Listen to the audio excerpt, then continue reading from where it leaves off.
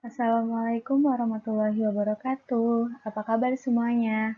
Perkenalkan, saya Ervintari Gedi. Pada kesempatan kali ini, kita akan membahas teori-teori kimia koordinasi sebelum tahun 1930 dengan subbab teori senyawa molekuler kekuler. Yang akan kita bahas diantaranya yaitu sebagai berikut. Yang pertama, biografi Kekule, dan yang kedua, teori senyawa molekuler Kekule. Selanjutnya yaitu biografi Kekule. Nama asli beliau sebelum mendapatkan gelar bangsawan yaitu Friedrich August Kekule. Beliau lahir pada tanggal 7 September 1829 di Jerman dan wafat pada tanggal 13 Juli 1896 di usia beliau yang 66 tahun di Jerman. Beliau menempuh perguruan tinggi di Universitas Gießen pada tahun 1847 sampai dengan 1851. Beliau merupakan arsitek yang mengabdikan dirinya pada berbagai penelitian di bidang kimia.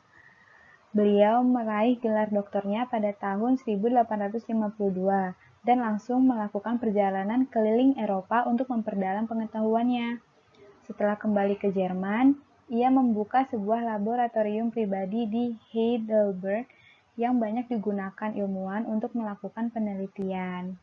Nah, pada tahun 1858, kemudian beliau diangkat menjadi profesor kimia di Universitas Gent di Belgia.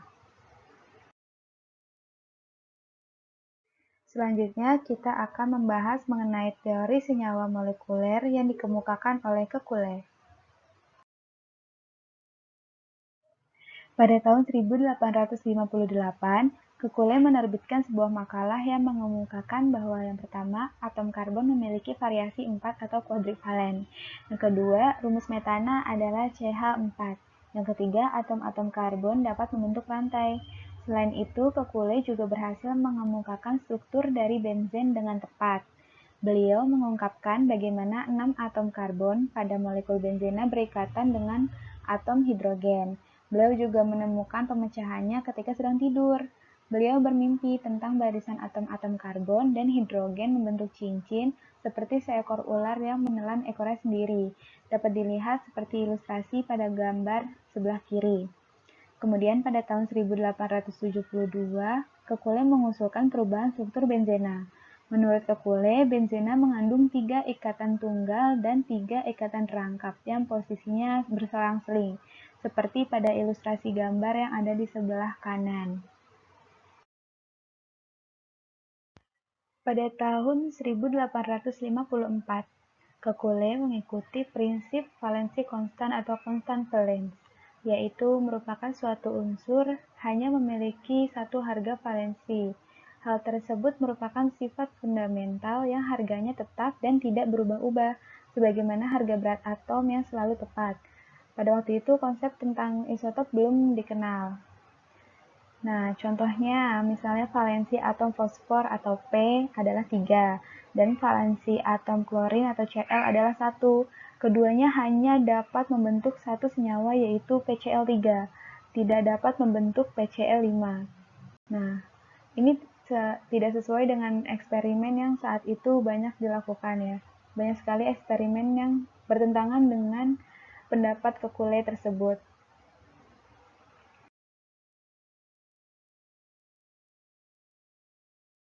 Dari prinsip valensi konstan, kita dapat menggolongkan senyawa menjadi dua, yaitu senyawa atomik dan senyawa molekuler. Senyawa yang atomik itu merupakan senyawa yang perbandingan jumlah atom-atomnya bersesuaian dengan valensi tetapnya. Contohnya H2O, HCl, NH3, PCl3, NaCl, dan COCl3. Kemudian senyawa molekuler yang merupakan senyawa yang tersusun dari beberapa senyawa atomik. Contohnya yaitu terdapat NH4Cl.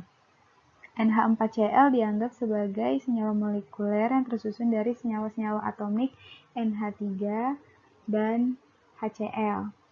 Sehingga rumusnya menurut valensi konstan yaitu NH3 kali HCl.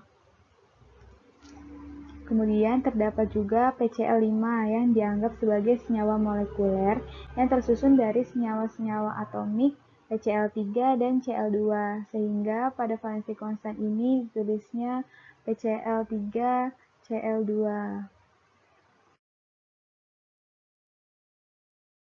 Nah, yang selanjutnya senyawa kompleks. Menurut Kekulé, senyawa kompleks CONH3 kali Cl3 dianggap sebagai senyawa molekuler yang tersusun dari senyawa-senyawa atomik COCl3 dan NH3.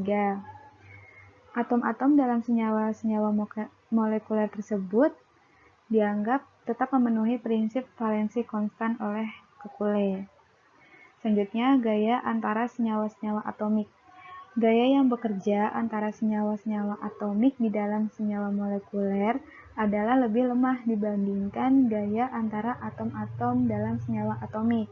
Misalnya, pada PCl3Cl2, gaya antara PCl3 dan Cl2 lebih kecil daripada gaya antara P dan Cl, karena PCl3 dan Cl2 itu kan merupakan senyawa molekuler.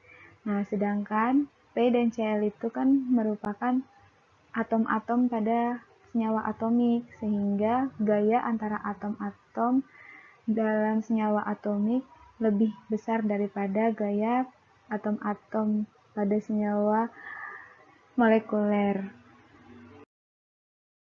Selanjutnya, kriteria ketidakstabilan senyawa. Berdasarkan valensi konstan yang sudah kita bahas tadi, seharusnya senyawa-senyawa molekuler bersifat tidak stabil dan mudah terurai menjadi senyawa-senyawa atomik penyusunnya.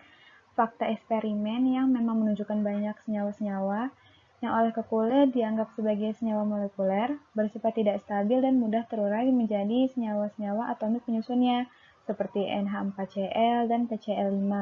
Akan tetapi, tidak sedikit senyawa-senyawa molekuler yang bersifat stabil seperti COCl3 NH3 dan CONO3 3 kali 6 NH3.